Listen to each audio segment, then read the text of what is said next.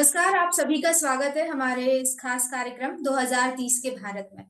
2030 के भारत में हम तीन मुद्दों पर बात करते हैं: गरीबी, भुखमरी और शिक्षा। और इन मुद्दों पर हम लगातार अलग अलग चेहरों से बात करते हैं। और आज जो चेहरा हमारे साथ मौजूद है उनको आपने फिल्मों में या टीवी स्क्रीन पर काफी ज्यादा देखा होगा। दरअसल मैं बात कर रही हूँ आरिफ शहडोली जी की, जो कि कई फिल्मों में काम कर चुके हैं, कई टीवी सीरियल्स में काम कर चुके हैं और आज वो हमारे साथ मौजूद है। सर, आपका बहुत बहुत स्वागत है हमारे इस कार्यक्रम में। जी नमस्कार सभी दर्शकों को। जी। तो बिल्कुल। सर, सबसे पहले मैं पहले सवाल और सबसे अहम सवाल की ओर बढ़ना चाहूंगी, क्योंकि जैसे कि हम भुखमरी, गरीबी, शिक्षा, इन तीनों मुद्दों पर बात कर रहे हैं और भारत की बात कर रहे हैं, 2030 के भारत की। तो मैं आपसे जानना चाहती हूँ कि आपके नजरिए में अगर हम गरीबी के पैमाने पर देखें तो 2030 में आप भारत को कहाँ और किस स्थिति में देखते हैं? देखिए, हम अपने देश को देखते हैं और हम्म। जो मैं अपना देखूं कि हम बचपन से अब तक का जो समय रहा है और अपने देश को जो हमने देखा है उसमें हमने विकास ही पाया है।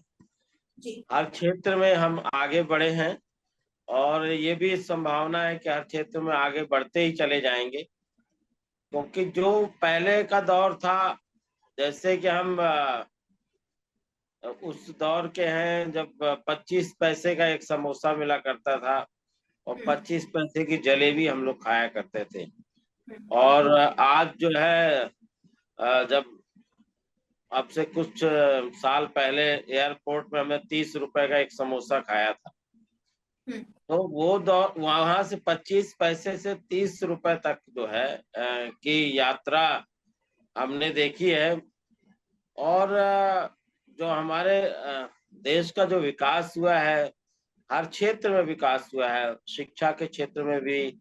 और आपका, अगर आप चिकित्सा के क्षेत्र में देखें, कृषि के क्षेत्र में देखें, तो हम्म। हर क्षेत्र में हमारा भारत आगे ही बढ़ा है, हम्म। जो मेरा मूल्यांकन है, जो मैंने देखा है। और निरंतर, क्योंकि नई नई तकनीक आती ही चली जाएगी और हम्म। सारी तकनीक, जितनी भी तकनीक आ रही है, उन तकनीक का एक ही लक्ष्य है, हमारा विकास, हर मनुष्य का विकास। तो 2030 तक हम भारत को नए रूप में जरूर देखेंगे, क्योंकि हम्म। हमारे समय में टेलीफोन था। आज जो है बच्चों के हाथ में मोबाइल आ गया है। टू हाँ, जी 4G 5G, इस युग में हम लोग चल रहे हैं। बिल्कुल। तो विकास तो हो रहा है और ज्ञान का भी विकास हो रहा है। हम्म। आज बहुत सी चीजें आसान हो गई हैं, चैट ठीक है, जीपीटी जैसा कि आपने आ गई। बोला आरिफ चौधरी जी, जैसा कि आपने बोला कि टेक्निकली बहुत ही मजबूती आ रही है। अगर हम टेक्नोलॉजी की बात करें तो काफी आगे बढ़ता हुआ दिख रहा है भारत देश। लेकिन वही बात सामने आ रही है कि टेक्नोलॉजी तो आगे बढ़ती दिख रही है, बुलेट ट्रेन की बात हो रही है, लेकिन अगर हम नॉर्मल ट्रेन की बात करें तो उनकी स्थिति भी आप देख रहे होंगे। हालत बदतर अभी भी है, अभी भी वो लेवल पे नहीं पहुंच पाया है भारत की ट्रेन की जो स्थिति है, जो रेलवे, भारतीय रेलवे में जो और भी सुविधाएं हैं, उनके हालात और खराब होते दिख रहे हैं। बात हम 2030 की और गरीबी की अगर कर रहे हैं तो टेक्नोलॉजी तो बिल्कुल आप सही बोल रहे हैं, आगे बढ़ रहे हैं, लेकिन वही बेसिक जो है, बेसिक नीड्स ही जब पूरी नहीं हो रही है तो टेक्नोलॉजी आगे बढ़ के क्या करेगी। नहीं, जो आप रेलवे की बात कर रहे हैं कि तो इसमें मेरा मानना है कि अ, कलाकार के तौर पे, हम्म। जब पंचम वेद की रचना हुई थी, तो ये हुआ कि भाई एक जो वर्ग था जो मुख्य धारा से जुड़ा हुआ नहीं था, तो उसको हम्म। हम प्रशिक्षित करेंगे। हम्म। तो कला का उद्भव उस संदर्भ में हुआ था। तो बहुत सी हम्म। चीजें, जैसे आप ट्रेन के भी हालात की जो बात आप कर रहे हैं, भीड़, बढ़ती हुई भीड़, हम्म। तो और लोगों का पलायन, हम्म। तो उसमें क्या है कि आदमी जब सरलता की तरफ भागता है तो भगदड़ सी मच जाती है। और अगर व्यवस्थित चलेगा तो उसमें परिवर्तन संभव है। तो मेरा ये मानना है, जैसे कि हम भी जब मुंबई गए तो बहुत से रूल जानते नहीं थे, जैसे कि बस के शीशे के सामने नहीं खड़ा होना है क्योंकि ड्राइवर उसमें देखता है कि पीछे क्या आ रहा है कि नहीं आ रहा है। जैसे अगर पार्क में आप घूम रहे हैं तो पार्क में आपको सीधे जाना है, मतलब ऐसे एंटी क्लॉक अपनी सर्किल में, ताकि किसी बुजुर्ग को दिक्कत ना हो। तो मानस बदलने की बहुत जरूरत है कि हम अगर अनुशासित होकर कार्यों को करेंगे तो व्यवस्थित रहेंगे। होता क्या है, घबराहट, हड़बड़ाहट में आदमी जो है भगदड़ सी मच जाती है, जिससे दुर्घटना होने की संभावनाएं बढ़ जाती है। अगर आदमी में धैर्य होगा, जैसे कि पुराने समय के लोगों में धैर्य बहुत था, इसीलिए उनकी आयु भी बहुत थी।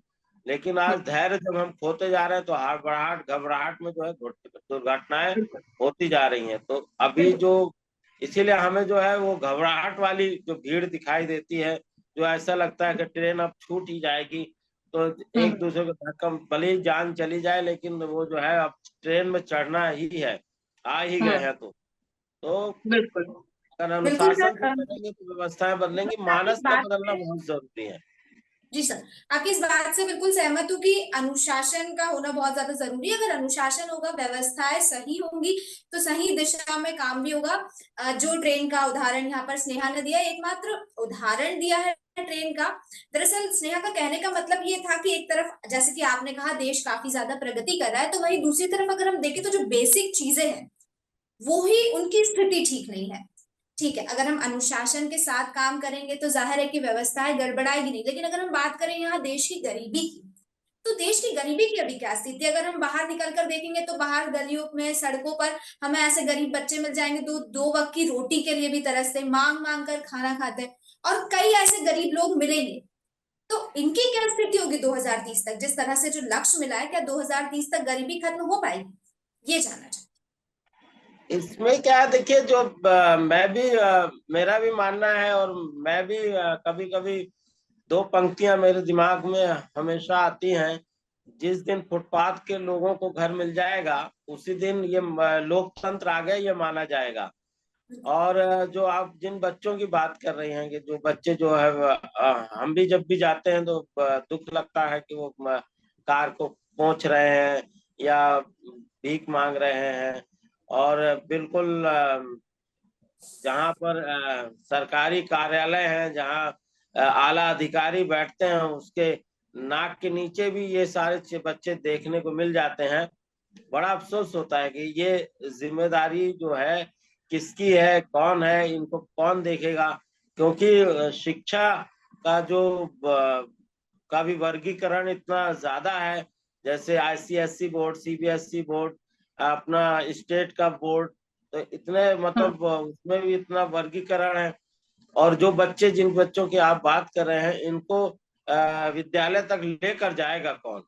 और योजनाएं तो बहुत चल रही हैं, लेकिन ये बच्चे, जिम्मेदारी किसकी है, ये अभी तक मुझे लगता है कि तय ही नहीं हो पाया। और हम देख के लोग निकल जाते हैं और इन बच्चों को संरक्षण नहीं देता। जैसे कि मदर टेरेसा जी ने जैसे बुजुर्गों को उनके लिए आश्रम बनाया, उनको रखा, उनकी देखभाल की, इसी तरह इन बच्चों के लिए भी कुछ होना चाहिए। और तभी हमारा जो लोकतंत्र है तभी माना जाएगा, हाँ भाई इनको, क्योंकि ये वो संख्या घटने का नाम नहीं लेती। और बड़ा अफसोस होता है रेलवे में देखना, और वो बच्चे, वो आजकल के वो नशा वाला जो रहता है, वो ऐसे रुमाल में रख के सूंघते रहते हैं।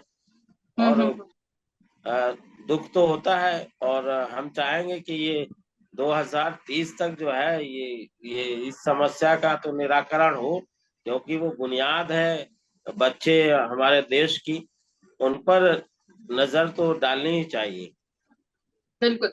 जैसा आपने कहा कि 2030 तक इस समस्या का निराकरण हो, तो इसी से एक और सवाल मेरे जहन में उठ रहा है कि आखिर 2030 तक, क्योंकि ये कम आबादी नहीं है, अगर हम गरीबी की बात करें तो गरीबी कम नहीं है। अगर कम होती तो उस पर काम करना बहुत आसान हो जाता।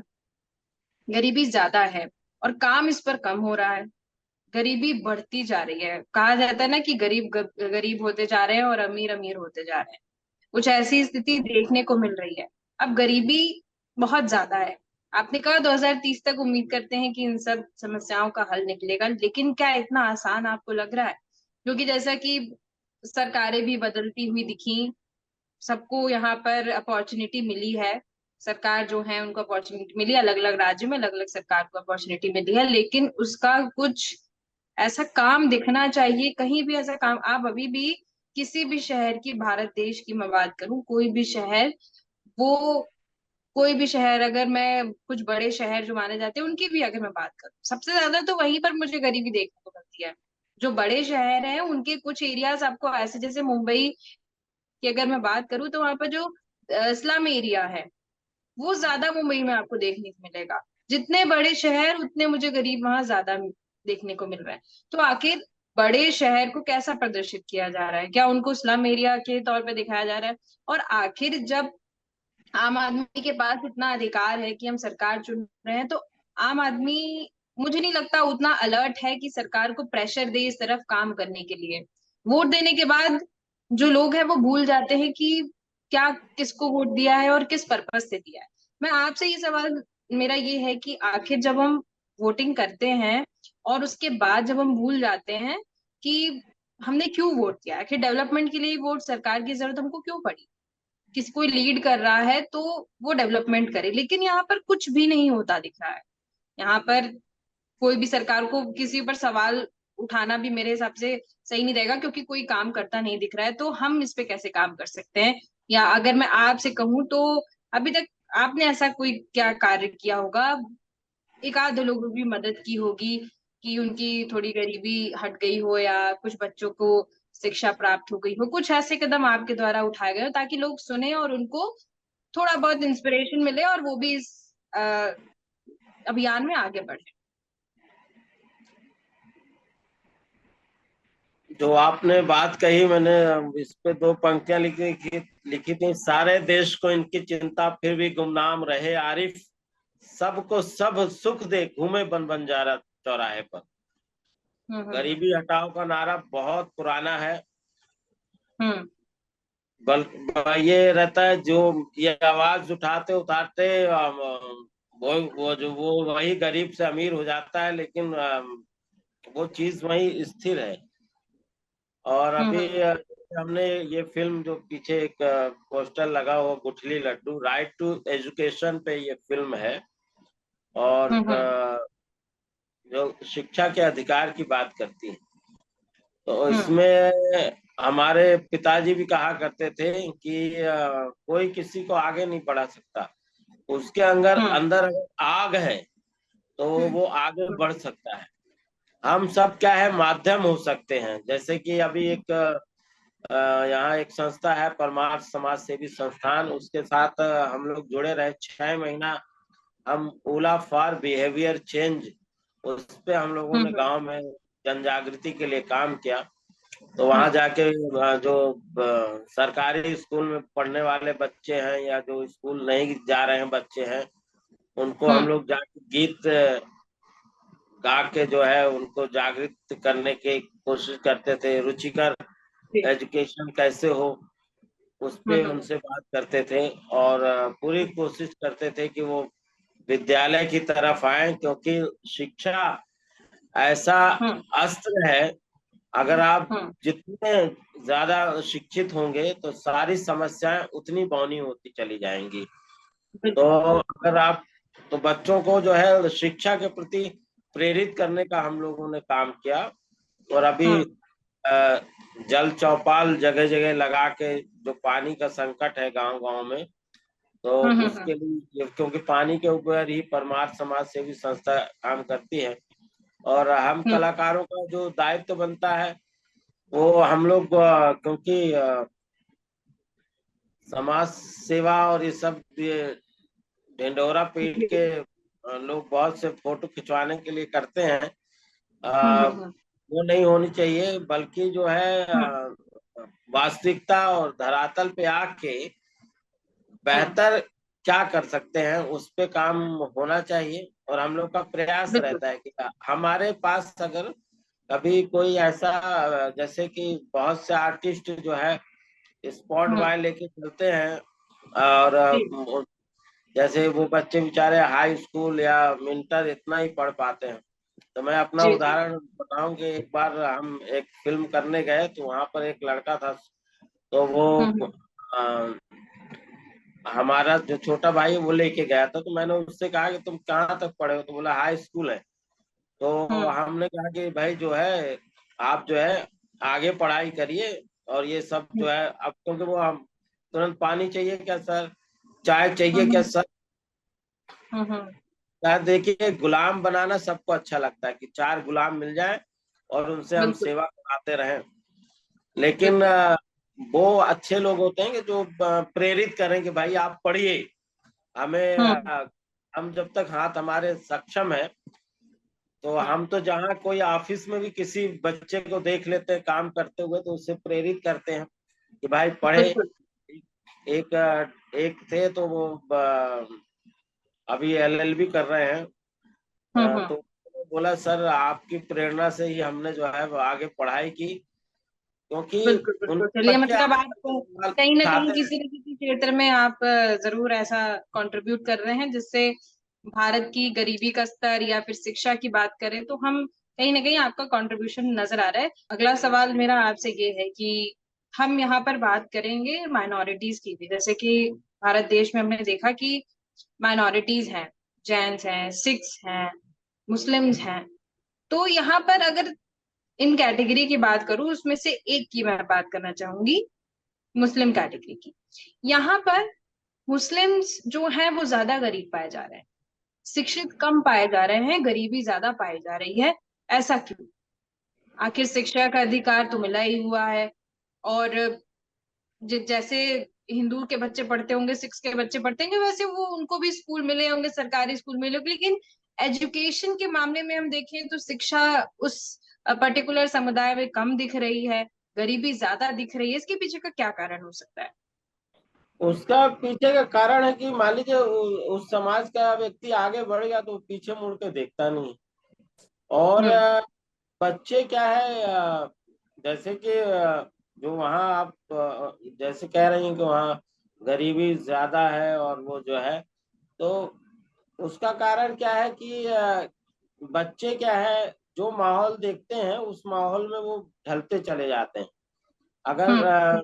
एक बड़ी अच्छी व्हाट्सएप पे एक कहानी आई थी कि बोले माँ किताब पढ़ रही थी तो बच्चा भी किताब पढ़ रहा था, तो दूसरे ने पूछा कि भाई आपका बच्चा मोबाइल नहीं देखता? बोले जब हम्म। मैं नहीं देखती वो नहीं देखता, वो किताब पढ़ रहा था, मैं भी ये भी एक किताब हम्म। पढ़ रहा है। उसी प्रकार घर का जो माहौल होता है, अगर माहौल अगर जैसा होगा वैसे व्यक्ति का डेवलपमेंट होगा। तो बिल्कुल। जैसे आप जहाँ जैसे बेचारे जो बच्चे मजदूर जो है ईंट भट्टे पे काम कर रहे हैं, वो ईंट से हम्म। सर को उठा के ले जा रहे हैं, तो बच्चा भी वैसी नकल करने लगता है। तो बिल्कुल। पता चलता वो भी हम्म। उसी प्रोसेस में बढ़ता चला जाता है। तो मान लीजिए जहाँ उदाहरण दे अपना मैं क्योंकि अपना उदाहरण देते हूँ, जैसे मान लीजिए मेरा गांव, मेरे पिताजी हम्म। किसान थे। अब मेरे पिताजी हम्म। किसान थे, उनके पास 20 भैंस थी। अब वो हाई स्कूल के उसके बाद वो लेकिन वहां से शहर आ गए। शहर हम्म। फिर जेई जेई से रिटायर्ड हुए यहाँ पर। तो हम्म। अगर मैं कभी कभी सोचता हूँ कि हमारे पिताजी अगर वहीं रहते, वो भैंस चरा रहे होते तो हम भी इस समय भैंस चरा रहे होता। माने काम कोई हम्म। बुरा नहीं होता, लेकिन बिल्कुल। उन्होंने सोचा नहीं हम एजुकेशन के क्षेत्र में जाएंगे। तो आज जो है हमारे सारे भाई बहन, कोई एमफिल है, कोई एमए है, कोई एक हमसे छोटे प्रधानाध्यापक है, हमारे भांजे एमबीबीएस है, इंजीनियर है। हम्म। तो वो क्या है, बिल्कुल। माहौल मिला तो माहौल में वो ढल गए। तो जो बच्चे जहाँ भी हैं, जैसे भी हैं, चाहे किसी जात धर्म या समुदाय जी। में हो, अगर उनको माहौल जैसा मिलेगा वह वैसे हम्म। ढलते चले जाएंगे। अगर उन्हें पत्थर मारने का माहौल मिलेगा तो पत्थर मारेंगे, अगर उन्हें कलम बिल्कुल। पकड़ने का माहौल मिलेगा तो कलम पकड़ेंगे। तो ये सारा कुछ संगत से रंगत बदलती है, इसलिए बिल्कुल संगत का बिल्कुल अच्छा सही कहा होना सर आपने। जरूरी है। तो बहुत सी संस्थाएं काम कर रही हैं और इस बार तो आपको पता ही होगा कि आईएएस वगैरह भी बहुत सारे बच्चे बने हैं, तो पढ़ाई का स्तर बढ़ तो रहा है बिल्कुल, हर यानी कुल क्षेत्र मिला में। के देखें तो ये सिद्ध है कि संगत से गुण होता है, संगत से गुण जात। इस चीज ये बिल्कुल सिद्ध है कि संगति की वजह से बहुत सी चीजें बदलती हुई दिखती हैं, लेकिन सवाल अभी भी वही है कि आखिर जब उस समुदाय में ऐसी प्रवृत्ति अगर बन गई है कि एजुकेशन आगे नहीं बढ़नी चाहिए या हम जैसे हैं वैसे ही ठीक है, तो कुछ ऐसा देश में, क्योंकि देश के नागरिक हैं, सभी देश के नागरिक, और उनके उत्थान के लिए कुछ ना कुछ किया जा सकता है उनके लिए, पर्टिकुलरली गवर्नमेंट की तरफ से, या कुछ भी ऐसा इनिशिएटिव लिया जा सकता है ताकि उनमें ये जागरूकता बढ़े कि पढ़ाई करने से हमारा जो स्तर है, लेवल है, वो बढ़ता दिखेगा, और कहीं ना कहीं जब वो आगे बढ़ेंगे तो गरीबी में भी जो है वो कमी देखने को मिलेगी। जी दामिनी। बिल्कुल सर, आपने सही कहा, स्नेहा ने भी बहुत सही कहा कि कहीं ना कहीं इनिशिएटिव लेने की जरूरत है, और इनिशिएटिव लेंगे तभी परिवर्तन दिखाई देगा। जब उस दिशा में कदम उठाए जाएंगे तभी बदलाव नजर आएगा। आरिफ शाडोली जी, आपसे एक चीज जानना चाहती हूँ कि जिस तरह से आपने कहा कि इस तरह का वातावरण मिल रहा है और वातावरण की वजह से कहीं ना कहीं वो जो आंकड़े हैं या फिर वो जो समुदाय है वो कहीं ना कहीं पीछे, तो आखिर वातावरण बदलने की जरूरत है और उस बदलाव के लिए क्या कदम उठाए जाना चाहिए, ये मैं आपसे जानना चाहती हूँ। बदलाव के लिए पहला कदम तो यही उठाना चाहिए कि अच्छे लोगों को उनके बीच जाना चाहिए। भाई पहले से कुछ बस्तियां इतनी बदनाम कर दी जाती हैं कि वहाँ कोई जाता ही नहीं अच्छा व्यक्ति। वह बोले वो तो वहां मत जाना, वहां तो क्राइम होता है, वहां जाना तो वहाँ ऐसे लोग रहते हैं, वैसे लोग रहते हैं। इस तरह के रिमर्स उड़ा दिए जाते हैं कि आदमी डर के मारे नहीं जाता उस बस्ती में। और जब अच्छे लोग जाएंगे तो तभी बदलाव आएगा ना। अगर आप विकास का क्रम देखें तो जो समुद्री क्षेत्र थे सबसे ज्यादा डेवलप हुए, क्योंकि वहाँ क्या है, बाहरी लोगों का आवागमन हुआ। जब बाहरी लोग आए तो नई चीजें लेकर आए, ज्ञान का आदान प्रदान हुआ। जब ज्ञान का आदान प्रदान हुआ तो वहाँ का विकास हुआ। जब हम उस तरफ जाएंगे नहीं जहां पर इस ऐसे हालात हैं, तो वहां का बदलाव कैसे होगा। तो इसलिए अच्छे लोगों को जो समाज सेवा के क्षेत्र में वाकई काम करते हैं और वो चाहते हैं कि बदलाव हो, तो उन्हें वहां पर जाना चाहिए। जैसे बिल्कुल कि बिल्कुल अभी सर, आपने बिल्कुल सही कहा कि अच्छे लोगों को वहां पर जाना चाहिए। तो मैं आपकी इसी बात पर आपसे एक जवाब और चाहती हूँ कि आपके द्वारा कितनी बार ऐसी जगहों पर जाया गया है, आप कितनी बार ऐसी जगहों पर गए, ऐसे लोगों में कितनी बार आपके द्वारा बदलाव लाने के लिए कोई कदम उठाए गए, ये जानना चाहती हूँ कि आप हमारे दर्शकों को बताएं। नहीं, हम लोग तो कलाकार हैं तो हम लोग तो जाते ही रहते हैं अब, और उसी से रिलेटेड लघु फिल्में भी की हैं हमने। जैसे हमारी एक फिल्म है कबाड़ी, और जो एक स्लम की बच्ची जो है हमारी ही दुई किताबों को पढ़ के एमबीबीएस डॉक्टर बनती है। और हम लोग उन फिल्मों को दिखाते भी हैं, बताते भी हैं, और पूरी कोशिश रहती है उनके बीच जाएं।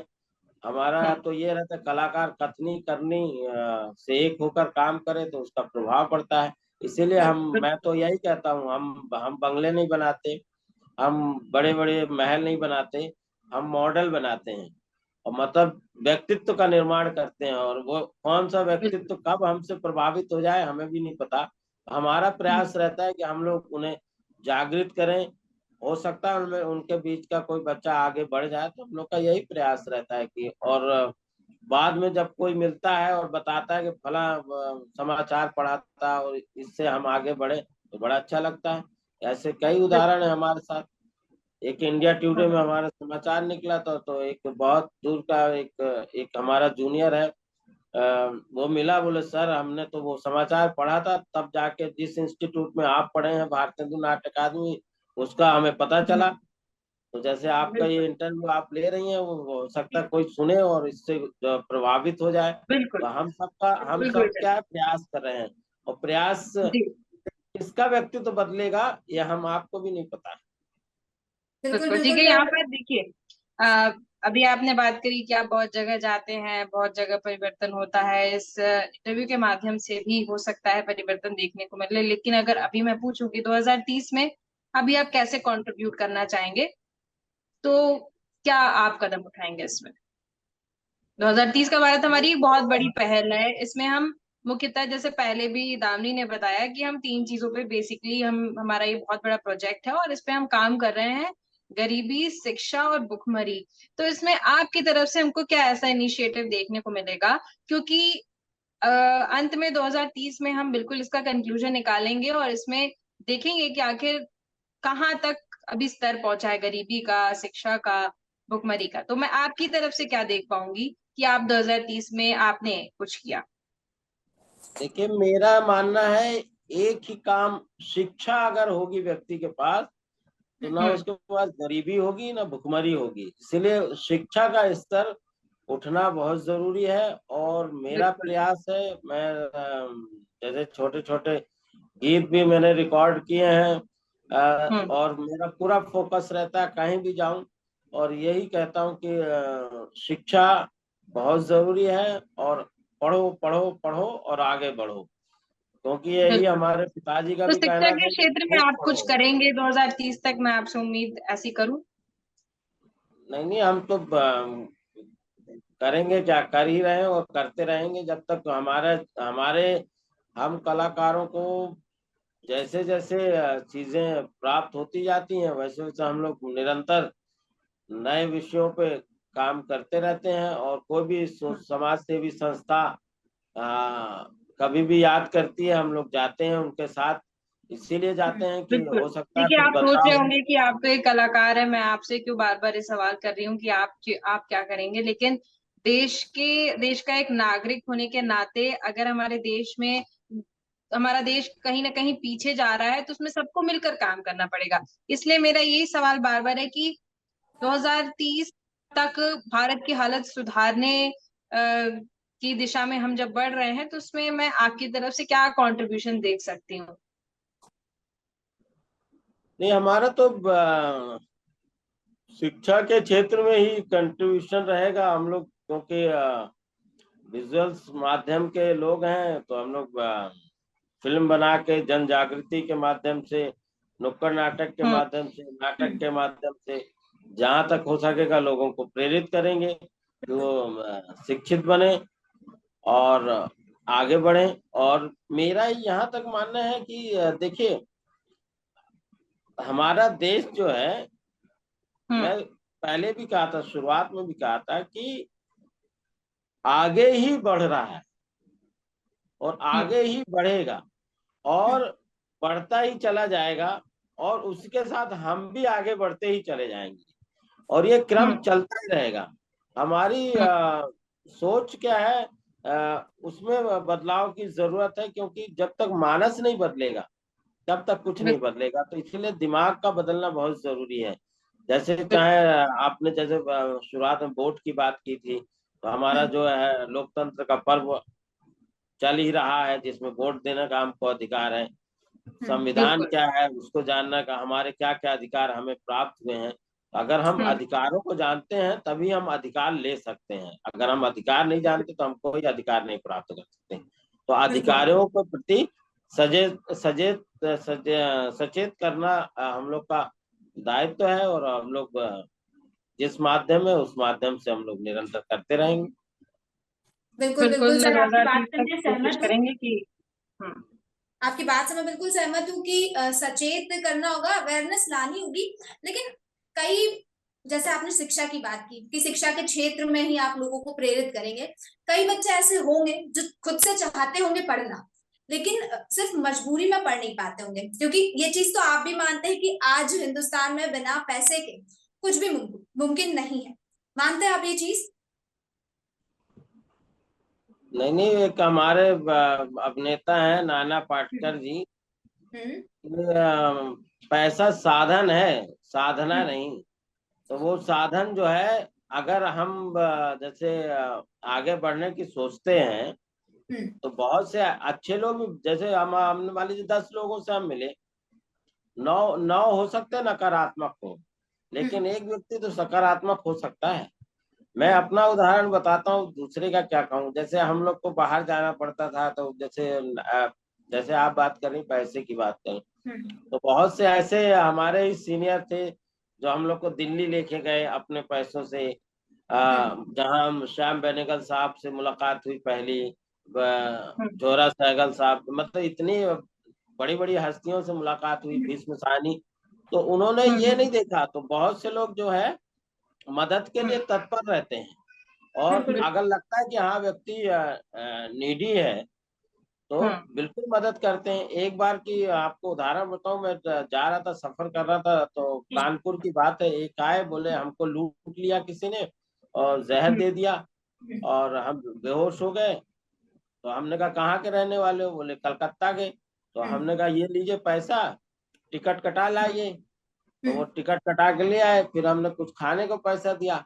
फिर बोले एक बोले आप इनको जानते हैं? हमने कहा बिल्कुल नहीं जानते। बोले तो फिर आपने पैसे क्यों दिए?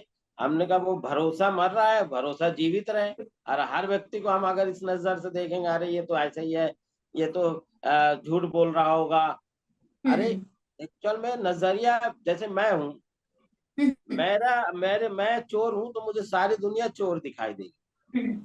फिर मैं व्हाट्सएप, क्योंकि आजकल गुरु हो गया है, तो व्हाट्सएप, गूगल, ये सब गुरु है। तो व्हाट्सएप पे ही कहानी आई थी, दुर्योधन को बोले कि भाई आप जाइए, अच्छा आदमी खोज के लाइए, तो उसे कोई अच्छा नहीं मिला। युधिष्ठिर को बोले जाओ कोई बुरा आदमी खोज लाओ, उसे कोई बुरा नहीं मिला। तो हमारा नजरिया है, तो भरोसा जो है। बिल्कुल आपने सही कहा सर कि कहीं ना कहीं नजरिया जो है वो एक बहुत हमारे मदद इन सब चीजों में। और जैसे कि आपने कहा कि मदद की जरूरत है, और सच में मदद की जरूरत है, क्योंकि 2030 का भारत किसी एक इंसान का भारत नहीं है, किसी एक सरकार का भारत नहीं है, हम सबका भारत है। इसमें आपको, हमको, सबको मिलकर कंट्रीब्यूशन करना पड़ेगा, एक दूसरे की मदद करनी पड़ेगी, और तभी उन लक्ष्यों तक भारत पहुंच पाएगा। उन लक्ष्यों को, जो गरीबी, भुखमरी और शिक्षा के लक्ष्य भारत के पास है, उन लक्ष्यों को हासिल कर पाएगा। तो इसमें हम सबको अपना अपना कंट्रीब्यूशन देना पड़ेगा, ऐसे लोगों की मदद भी करनी पड़ेगी। और उम्मीद करती हूँ कि आपके द्वारा, जैसे आपने कहा कि हालांकि आपके द्वारा लगातार लोगों को प्रेरित किया जा रहा है, आगे भी उम्मीद करती हूँ कि 2030 तक आप इस क्षेत्र में और ज्यादा कंट्रीब्यूशन करें। और जैसा आपने कहा कि आप लोगों की मदद करते हैं, आगे भी आप ऐसी मदद करते रहे निरंतर, और हमारे साथ 2030 तक इस प्रोजेक्ट में जुड़े रहे, एक उम्मीद है आपसे।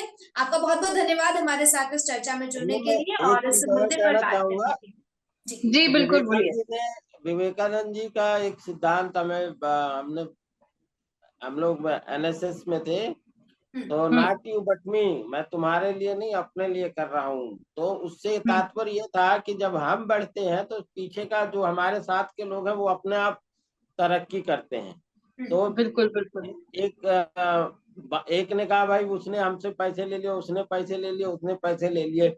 तो बोले जब आपके पास था तभी तो दिए, बिल्कुल ना होता तो कहाँ से देते? तो मान लीजिए कोई बच्चा आया, बोला हमें पढ़ना है, अब तो हमारी जो, ऐसा नहीं हम ये देखें अरे ये तो ऐसे ही होगा। अगर हम मदद कर सकते हैं, कलम, जैसे देखिए जापान, हमारे एक मित्र, उन्होंने बड़ी अच्छी बात कही कि जापान के लोग एक डायरी, एक कलम रखते हैं।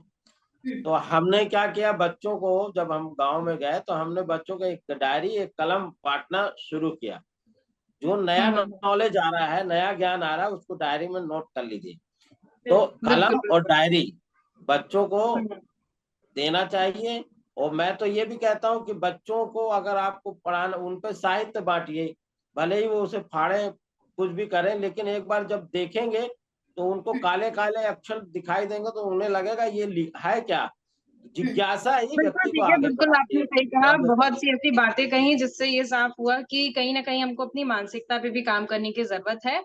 और अगर एक एक नागरिक एजुकेटेड होगा तो कहीं ना कहीं भारत देश गरीबी से लड़के और आगे बढ़ सकेगा। बहुत बहुत धन्यवाद आरिफ शहडोली जी हमारे साथ जुड़ने के लिए, तमाम चर्चा करने। बहुत बहुत धन्यवाद। धन्यवाद धन्यवाद धन्यवाद आरिफ शहडोली जी, आपका हमारे साथ जुड़ने के लिए। और जिस तरह से हमने इस मुद्दे पर बात की, 2030 के भारत में हम और भी कई चेहरे आपके सामने लेकर आएंगे, और उन सभी चेहरों से हम इन्हीं 3 मुद्दों पर बात करेंगे।